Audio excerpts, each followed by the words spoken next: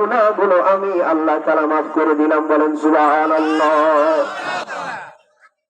ও আমার মুসলমান বাবাজিরা, আল্লাহর এই পয়গম্বরকে, বিশ্ব নবীকে যদি আপনি মহব্বত না করেন, আপনি প্রকৃতপক্ষে মুমিন হতে পারবেন না। কেন মুমিন হতে পারবেন না? নবীজি আমার বলেছেন, লা ইউমিনু আহাদুকুম হাত্তা আকুনা আহাব্বা ইলাইহি মিন ওয়ালিদিহি ওয়া ওয়ালাদিহি ওয়ান নাসি আজমাইন। আল্লাহর পয়গম্বর বিশ্ব নবী জনাব রাসূলুল্লাহ সাল্লাল্লাহু আলাইহি ওয়াসাল্লাম বলেন, ও দুনিয়ার মানুষ, আমি রাসূলকে মহব্বত করতে হবে মা বাবা স্ত্রী সন্তান পুত্র থেকে, দুনিয়ার সমস্ত কিছু থেকে যদি আমি রাসূল তোমার কাছে বেশি মহব্বত না হই, তাইলে তুমি পূর্ণ মুমিন হতে পারবে না। পূর্ণ মুমিন হতে পারবে না। পূর্ণ মুমিন হতে গেলে রাসূলের মহব্বত আপনাকে আনতে হবে। আপনার প্রিয় বাবা মা ভাই বোন আত্মীয় স্বজন যারা আছে তাদের থেকে সব থেকে বেশি মহব্বত করতে হবে কাকে? নবীজিকে। আমার প্রিয় ভাইরা, হযরত ওমর রাদিয়াল্লাহু তাআলা আনহু আল্লাহর পয়গম্বর বিশ্ব নবী জনাব রাসূলুল্লাহ সাল্লাল্লাহু আলাইহি ওয়াসাল্লামকে বললেন, নবী আমার, আমি আপনাকে দুনিয়ার সমস্ত কিছু থেকে ভালোবাসি, কিন্তু নবী গো, আমার নিজের জীবনের চাইতে আমি আপনাকে বেশি ভালোবাসতে পারি না। আমার এর কথা শুনে আল্লাহর পয়গম্বর বিশ্ব নবী জনাব রাসূলুল্লাহ সাল্লাল্লাহু আলাইহি ওয়াসাল্লাম বললেন, ওমর, এখনো তুমি পূর্ণ মুমিন হতে পারো নাই, এখনো তুমি পূর্ণ মুমিন হতে পারো নাই। কিছুদিন যাওয়ার পরে হযরত ওমর আল্লাহর পয়গম্বর বিশ্ব নবী রাসূলুল্লাহ সাল্লাল্লাহু আলাইহি ওয়াসাল্লামকে বললেন, মায়ার নবী আমার, দুনিয়ার সমস্ত কিছুই নয়, এখন আমি আমার জীবনের চাইতে বেশি আপনাকে ভালোবাসি। বলেন আল্লাহু আকবার। এই কথা শোনার পরে আমার পয়গম্বর হাবিব বিশ্ব নবী জনাব রাসূলুল্লাহ সাল্লাল্লাহু আলাইহি ওয়াসাল্লাম হযরত ওমরকে বললেন, ওমর, এইবার তুমি কেবল পূর্ণ মুমিন হতে পেরেছো। তাহলে পূর্ণ মুমিন হতে গেলে নবীজির মহব্বত দরকার আছে না নাই? আছে। ইসলামের জন্য আত্মত্যাগ, নবীর জন্য মহব্বত সাহাবা কিরাম কেমন করে করেছেন? সাহাবীদের দিকে দেখে দেখে সাহাবা কিরাম যেমন ভালোবাসেছেন নবীজিকে, আমাদেরকে ঠিক অনুরূপ ভালোবাসতে হবে, এইরকম ভালোবাসার চেষ্টা করতে হবে। সাহাবা কিরামদের ভিতরে আমার ভাইয়েরা, উবাইদ ইবনুল জাররাহ তখন ইসলাম গ্রহণ করেননি। আল্লাহর পয়গম্বর বিশ্ব নবীর দরবারে যাওয়ার পর নবীজির হাতে হাত রেখে বললেন, মায়ার নবী গো, আমি আমার ধর্মে আর থাকতে চাই না গো নবী, কালেমা পড়া দেন, আমি ইসলাম ধর্ম গ্রহণ করতে চাই।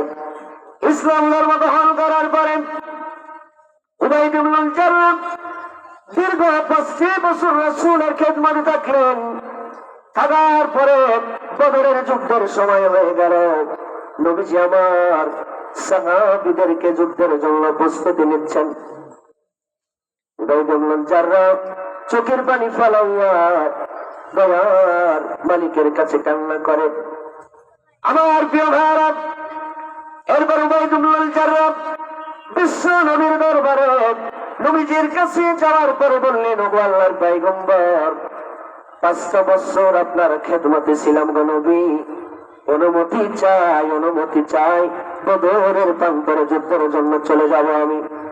নবীজি আমার দেখলেন উবাইদ ইবনুল জাররাহ একটা ফিতরত ছিল, 2 হাতে তরবারি চালাইতে পারত। কাফেররা যখন সামনে আসতো, উবাইদ ইবনুল জাররাহ কচু কাটার মতো কাটত। আল্লাহর পয়গম্বর উবাইদ ইবনুল জাররাহকে যুদ্ধের ময়দানে যাওয়ার অনুমতি দিয়ে দিলেন। হযরত উবাইদ যুদ্ধের ময়দানে চলে গেলেন। কাফেরদের বিরুদ্ধে যুদ্ধ করতে করতে তিনি তাকায় দেখলেন, এমন একটা মানুষ তার সামনে হাজির হয়ে গেল। উবাইদ ইবনুল জাররাহ যুদ্ধ করতে করতে ওই ব্যক্তির সামনে চলে গেল। যাওয়ার পরে দেখলেন ওই মানুষটার কেউ নয়, ওই মানুষটা হলো তার পিতা উবাইদ ইবনুল জাররাহ।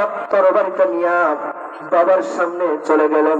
কিতাবে লেখা হয়েছে উবাইদ ইবনুল জাররাহ ফেল ফেল করে চোখের পানিগুলো ছেড়ে দিয়েছে। উবাইদ ইবনুল জাররাহ বললেন,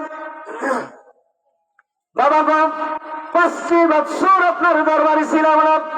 এই 5টা বৎসর আমি বিশ্ব নবীর দরবারে ছিলাম। ইসলাম ধর্ম গ্রহণ করার পর আমি এই যুদ্ধের ময়দানে আসার জন্য অনুমতি পেয়েছি। বাবা বাবা গো, কত রাত স্বপ্নের ভিতরে তোমার বাবা বাবা বলে ডেকেছি, কিন্তু পাই না।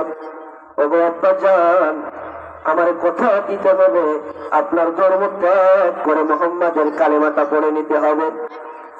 যারা বললেন, ও বাবাজি, তোমার ধর্ম তোমার, আমার ধর্ম আমার, তোমার এই কথা আমি মানতে পারলাম না। বাবার প্রতি সন্তানের মহব্বত। উবাইদ ইবনুল জাররাহ তরবারটা নিয়ে সামনের দিকে আগাইলেন। এমন সময় উবাইদ ইবনুল জাররাহ দিলের ভিতরে নাড়া দিল, আহারে, কাল কিয়ামতের ময়দানে যদি আমার আল্লাহ আমারে প্রশ্ন করে, ও বাইদা, বদরের প্রান্তরে নবীজির বিরুদ্ধে কাফেররা শত্রুতা করেছে, লড়াই করার জন্য চেষ্টা করেছে, বদরের প্রান্তরে তুমি একজন কাফেরকে ছাড় দিয়েছিলে উবাইদা, আজকে তোমার কোনো আমল আমার কাছে গ্রহণযোগ্য হবে না। এই কথা দিলের ভিতরে যাওয়ার পর উবাইদ ইবনুল জাররাহ আবার পিছনে ফিরে আসলেন। তরবারি চাপ বাবার কাঁধ বরাবর রেখে দিয়েছে। উবাইদা বললেন, আব্বাজান, আমি আপনার লাশ মার সময় দিলাম, এখন আপনি আপনার ধর্ম ত্যাগ করে মোহাম্মদের কালেমাটা পড়ে নেন। বাবা তাতেও রাজি হলেন না। উবাইদ ইবনুল জাররাহ তরবারিটা দিয়া বাবার দেহ থেকে মাথাটা আলাদা করে দিল। কিতাবে লেখা হয়েছে দেহ এক জায়গায়, মাথাটা আর এক জায়গায় ছটফট করতেছে। ওই দিন উবাইদ ইবনুল জাররাহ যুদ্ধ করতে পারেন নাই। তরবারিটা নিয়ে মদিনার উদ্দেশ্যে রওনা হয়েছেন। মদিনায় বিজয় লাভ করার পর খুশিতে মদিনাবাসী সাহাবা একরামগুলো আনন্দ করতেছেন। এমন সময় নবীজির জলিল কদর সাহাবী হযরত আবু বকর রাদিয়াল্লাহু তাআলা আনহু মায়ার নবীকে বললেন, ওগো আল্লাহর পয়গম্বর, বদরের প্রান্তরে বিজয় হয়েছে, আপনি কি শুনেছেন আজকে যুদ্ধের ময়দানে কি হয়েছে?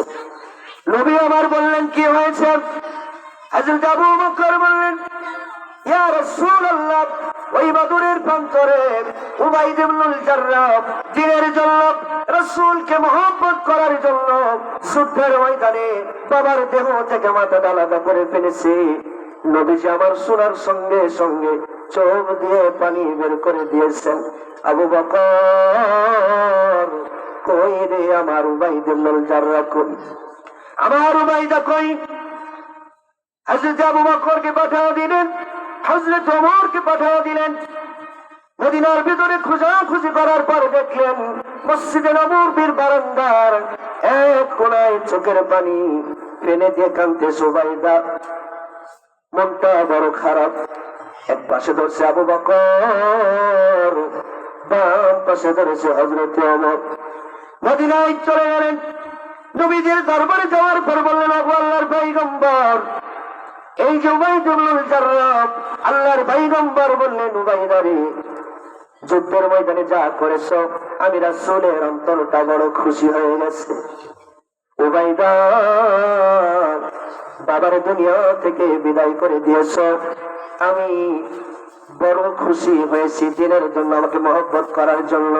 কিন্তু উবাইদা রে, তোমার বাবার কথা তোমার মনে পড়বে, কিন্তু যখন তোমার বাবার কথা মনে পড়বে উবাইদা, আমি রাসূল কথা দিলাম, তখন আমি রাসূলকে তুমি বাবা বাবা বলে ডাক। বলেন আল্লাহু আকবার। দিনের জন্য কোরবানি, রাসূলকে মহব্বত করার জন্য কোরবানি। আমার ভাইয়েরা, কেন এই নবীজিকে মহব্বত করবো না? এই নবীকে কেন মহব্বত করবো না? মুসলমান আমার বন্ধুগণ, এই নবী আমার আপনার জন্য কত পাগল, আমার আপনার জন্য কত মহব্বত। যে নবী আমার আপনার জন্য পাগল, সে নবীর জন্য কেন আমরা কাঁদব না? সে নবীর জন্য কেন আমরা